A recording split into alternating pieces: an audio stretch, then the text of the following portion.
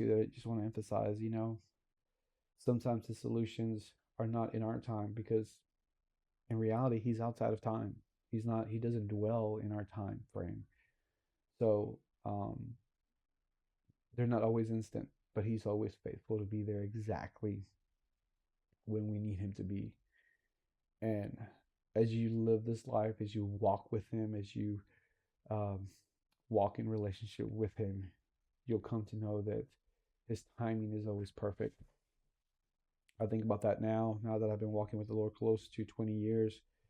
As I look back in my life, I'm like, man, you've always been there. You've always shown up. You've just, you've, you have not forsaken me. You have not abandoned me. You have not forgotten about me. At times, it feels like I might be left alone. It feels like I might be abandoned. But as I look at the reality, he's always been there. And it makes me think about how I heard somebody once say that feelings are horrible masters, but they're great indicators. And what do they indicate? They indicate exactly that, how you feel at that moment. But they're not your masters. We're not called to live our life based on feelings. We're called to live our life based on faith, based on what we know and who we know. And we know that God is faithful.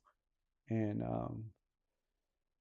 just want to encourage anybody out there and just to spend some time with him. And how do you spend time with him? Well, you spend time with him in prayer. You spend time with him by being in his word.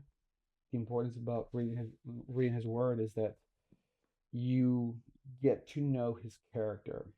You get to know how he operates, what he's done for others, and how he's going to do things for you. Um, I think one of the biggest things that we have to overcome in this world is the misconceptions of God, of who he is, how he is. And we've all had earthly fathers. We've all had father figures that disappointed us, that let us down. We've all had friendships that they've done that same thing, right? And a lot of times, what we do, we put um,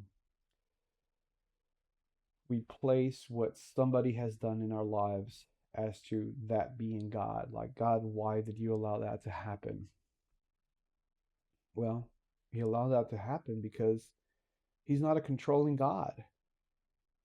He's not he's not a micromanager.